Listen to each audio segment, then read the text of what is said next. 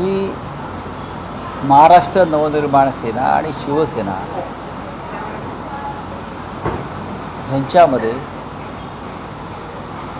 मुंबई आणि इतर महानगरपालिका निवडणूक युती होते आणि ही काय लपून राहिलेली गोष्ट नाही.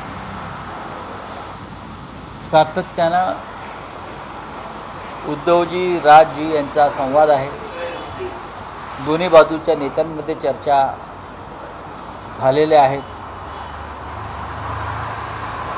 आणि आजपासून निवडणुकीची प्रक्रिया सुरू झालेली आहे. तुम्हाला माहिती आहे की आजपासून नॉमिनेशन अर्ज भरण्याची.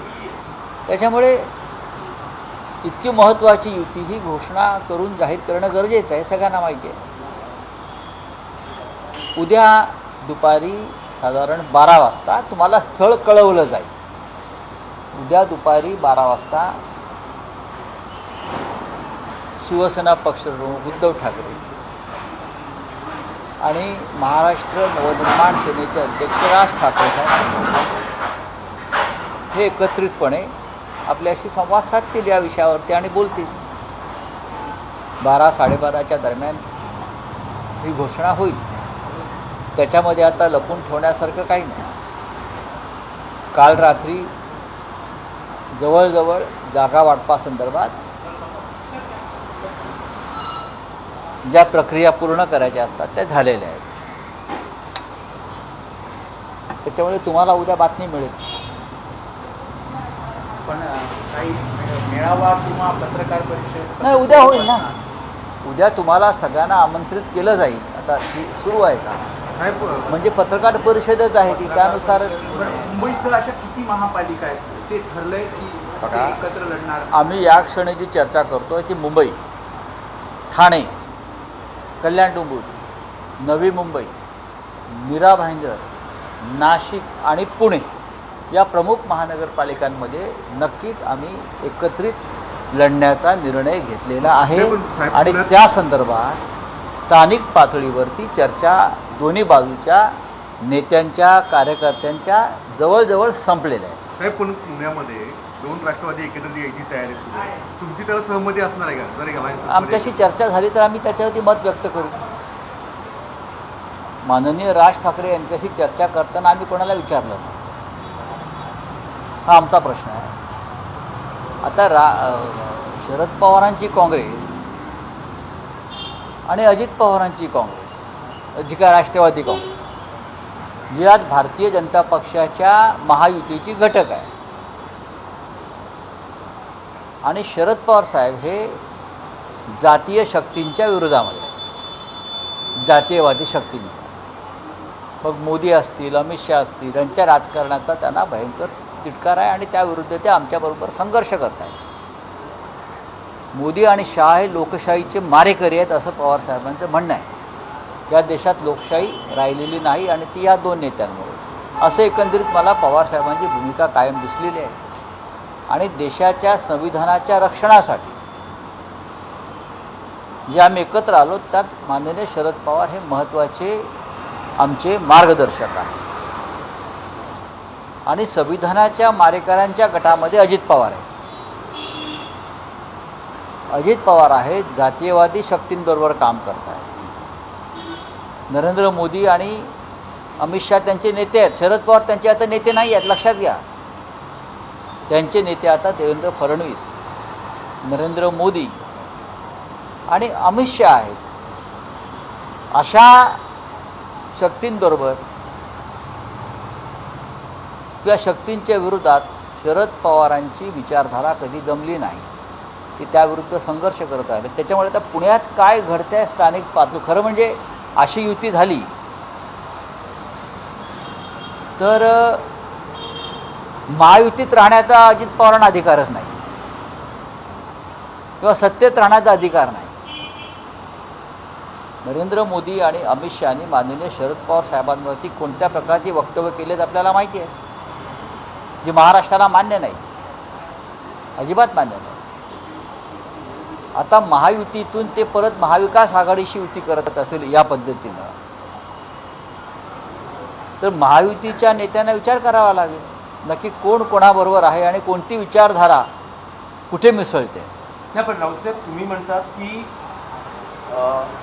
महायुतीत समजा विचार करावा लागेल, त्यांना महायुतीत राहण्याचा अधिकार नाही, तर तोच मुद्दा शरद पवारांच्या बाबतीतही लागू होतो ना. महाविकास आघाडीत राहण्याचा शरद पवारांना अधिकार आहे का? कारण तेही अजित पवारांशी युती करतात. नाही, आणि मुळात तुम्ही पण हा. जाणार आहात का त्यांच्यावर? आणि हा हा. मुद्दा उपस्थित आम्ही जाणार नाही. आम्ही जाणार नाही. पुण्यामध्ये शिवसेना आणि मनसे हे एकत्र लढतील. काँग्रेस आमच्याबरोबर येणार असेल तर आम्ही नक्की त्यांच्याबरोबर चर्चा करू. आतापर्यंत पुण्यामध्ये काँग्रेसची चर्चा झालेली आहे, सुरू आहे. हे पण सांगतो, नाशिकमध्ये काँग्रेसची चर्चा सुरू आहे. मीरा भाईंदर किंवा अशा अन्य ठिकाणी काँग्रेसची चर्चा आमची सुरू आहे. त्याच्यामुळे शिवसेना आणि मनसे ही युती तर होणार आहे. पण अशा प्रकारे जे काय नव्याने घडत आहे, आता आमचे मुंबईमध्ये राजसाहेब आणि उद्धव साहेबांशी युती झाली, तिथे शरद पवार साहेबांचा पक्ष आमच्याबरोबर आहे हे आम्ही सांगू शकतो आता यात. पण पुण्यामध्ये आम्ही भारतीय जनता पक्षाबरोबर संबंध असलेल्या सरकारमधल्या कोणत्याही पक्षाशी संबंध ठेवणार नाही, ही आमची एक विचारधारा आहे. राऊत साहेब, स्पेसिफिक प्रश्न आहे, जर शरद पवार आणि अजित पवार या दोन पक्षांची युती होत असेल तर महाविकास आघाडीत शरद पवारांना राहण्याचा नैतिकदृष्ट्या अधिकार आहे का? जर तुम्ही अजित पवारांच्या बाबतीत म्हणत असाल तर. नाही, आम्ही त्याच्यावर चर्चा करू ना. मी स्वतः शरद पवार साहेबांशी चर्चा करीन. तेवढे आमची नाती आणि संबंध आहेत. फार मोठे नेते आहेत. त्यांनी महाराष्ट्राला दिशा देण्याचं काम केलं आहे, देशाला दिशा देण्याचं काम केलं आहे. असं जर काय घडत असेल, अद्याप घडलं आहे का तर नाही, आता चर्चा आहे. असं काय घडणार असेल तर नक्कीच काँग्रेस पक्ष असेल किंवा आम्ही सगळे असू, आम्ही नक्की एका भावनेनं त्यांच्याशी चर्चा करू. काँग्रेससोबत तुम्ही कोणकोणत्या महापालिकेत सोबत जाणार आहात नाही, आणि जिथे- मुंबई जिथे- संदर्भात त्यांच्यासोबतची चर्चा थांबली आहे का? मुंबईत त्यांच्याबरोबरच्या चर्चेला आता पूर्णविराम मिळालेला आहे. पण मुंबईच्या बाहेर त्यांच्याने आमच्या बैठका आणि चर्चा स्थानिक पातळीवर सुरू आहे. राऊत साहेब, उद्या जी घोषणा होते आहे, राज ठाकरे उद्धव ठाकरे यांच्यासोबत काही घटक पक्ष म्हणजे एनसीपी, तुम्ही म्हणाल तर आजपासून त्यांच्याबरोबर बोलणी होत आहे, तर एनसीपी शरद पवार हेही या व्यासपीठावर असतील का?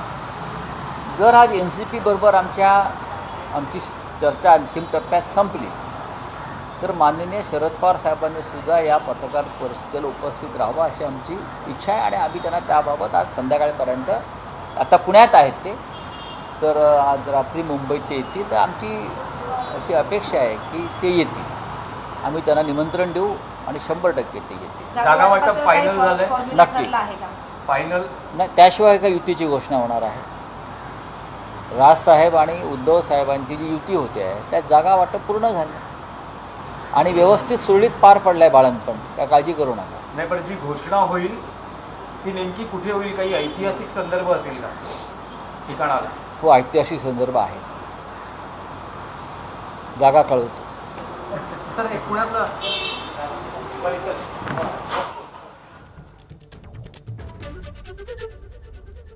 तर संजय राऊत यांनी काही महत्त्वाची विधानं केलेली आहेत. अजित पवारांबाबत आपण शरद पवारांसोबत चर्चा करू असं त्यांनी म्हटलेलं आहे. जर अशी युती झाली तर अजित पवारांना महायुतीत राहण्याचा अधिकार नाही असं संजय राऊतांनी म्हटलंय. मात्र शरद पवारांना मवियात राहण्याचा अधिकार असेल का या प्रश्नावर मात्र ठाम उत्तर न देता आपण पवारांसोबत चर्चा करू असं उत्तर संजय राऊत यांनी दिलेलं आहे. आणि दुसरी महत्त्वाची म्हणजे उद्या दोन्ही ठाकरे बंधूंची एकत्र पत्रकार परिषद होईल, यावर देखील त्यांनी शिक्कामोर्तब केलं. तर बातम्यांचा ओघ असा सुरू राहील. या बुलेटिनमध्ये इथेच थांबूया आणि पुढच्या बुलेटिनमध्ये लगेच भेटूया. पाहत रहा ABC.